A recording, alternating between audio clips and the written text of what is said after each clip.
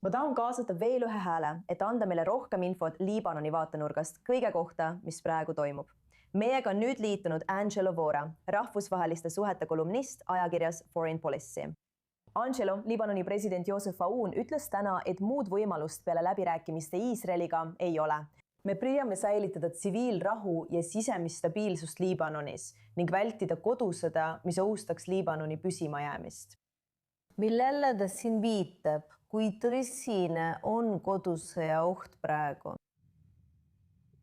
No Liibanonil on siin suur probleem. Ta ei taha, et Iisrael teda pommitaks, kuid samas tahab ta ka, et Hezbollah oleks relvitustatud, kuid ei suuda leida viisi, kuidas seda teha. Ta ei taha, et Iisrael seda tema ees teeks, kuid samas on ta sattunud väga keerulisse olukorda.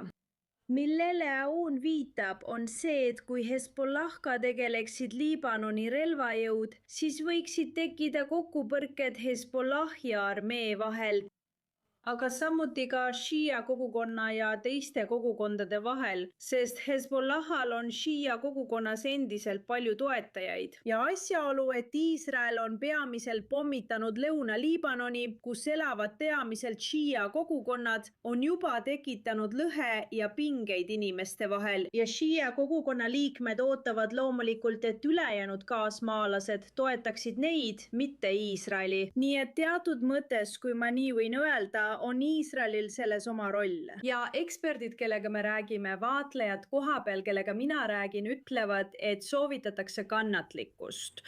Iisrael on nõrgestanud Hezbollaht, kuid võib-olla pommitades ja siis ähvardades pommitada Beiruti, võib see kahjustada Iisraeli enda huve.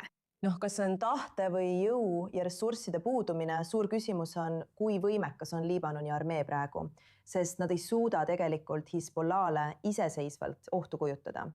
Aga millist abi oleks Liibanon valmis Washingtonilt või isegi Iisraelilt vastu võtma, et sundida Hezbollah'd relvad maha panema?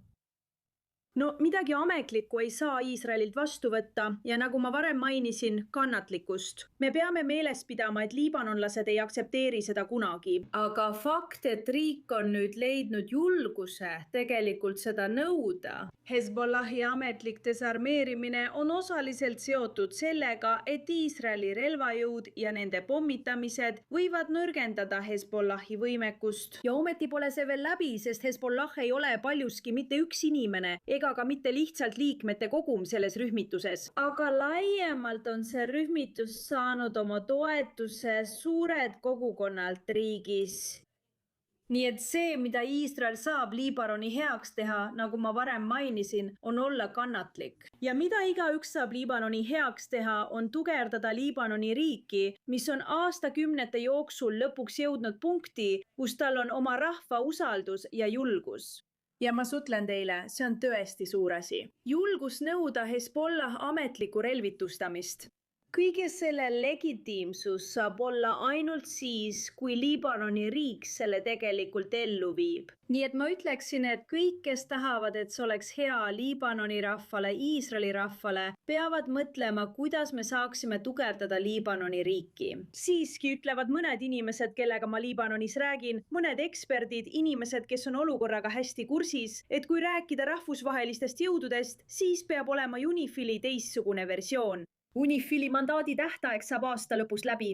Tugevam rahvusvaheline jõud, millel on volitused teha rohkem kui rahuvalvajad kunagi suutsid, mis tähendab jõudu, mis suudab sõjaliselt astuda vastu Hezbollahile. Mõned inimesed nõuavad seda. Samuti olen ma uudishimulik, kui rääkida Hezbollahiga seotud parlamendi spiikrist Nabi Berrist. Kui palju mõju tal praegu valitsuse otsuste üle on? Kui suur mõju tal nende USA toetatud läbirääkimistel on? Ta on ju kõige selle juures võtmetähtsusega, kas pole, sest ta on juhtiv Shia liider, see on Hezbollah. Nasrallah on saanud surma Iisraeli rünnakus ja siis on Shiadel seal sisuliselt alles ainult Berri, kes on samuti üsna vana. Ja tead, Amali liikumises on pingeid, aga sellest hoolimata on tema roll väga oluline selles, kuidas riigi Shia reageerivad. Praegu ei ole Berri jõudnud punkti, kus ta suudaks Hezbollah'le vastu astuda. Minu analüüsi kohaselt on tema arvamus, et Iraan on ellu jäänud. ja kui Iraan on ellu jäänud, siis on ka tema plass ellu jäänud. ja tead, nende gruppidega ei ole asi selles, et sõda võita, vaid kui neist 10, 20, 50 või 100 jääb ellu, siis nad tõusevad ikka püsti ja ütlevad, vaadake, me oleme ellu jäänud. Berri arvates on Hezbollah selle konflikti Iisraeliga üle elanud ja kavatseb sellele kindlaks jääda. Siiski, kui vaadata 8. aprilli pommitamisi, mis olid üsna ulatuslikud ja on saanud palju kriitikat, siis Iisraeli pommitamised Liibanonis tabasid ka Mali kontrollitud piirkondi. See tähendas seda, ja olen sellest ka ajakirjale Foreign Policy kirjutanud, et Berri hoidus oma vastuseisust Liibanoni ja Iisraeli vahelistele läbirääkimistele. See ei tähenda, et ta toetaks neid läbirääkimisi, kuid ta hoidus vastuseisust, sest ta nägi, et temast võib samuti saada sihtmärk. Siiski on ta oluline tegelane ja ma arvan, et ta hoiab oma kaarte enda teada. Ta jätab kõik võimalused avatuks. Ta ootab, et näha, kui kaugele šiiade kogukonna vastuseis Hezbollah'le aja jooksul läheb. Ja tead, see muutub nädalast nädalasse. Vahel tundub, et šiiad võivad Hezbollah vastu pöörduda, aga kui Iisraeli pommitamised intensiivistuvad, siis võivad tunded minna ühele või teisele poole. Kas nad ühendavad jõud kõigi vastu ja jäävad Hezbollah poolele või astuvad nad üles ja ütlevad, et aitab, me oleme tegelikult nendes probleemides just Hezbollah tõttu. Sellele pole kellelgi selget vastust.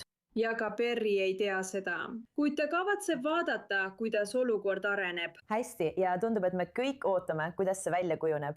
Angelo Vora, väga tore, et olite täna meiega 24 News Englishis. Aitäh!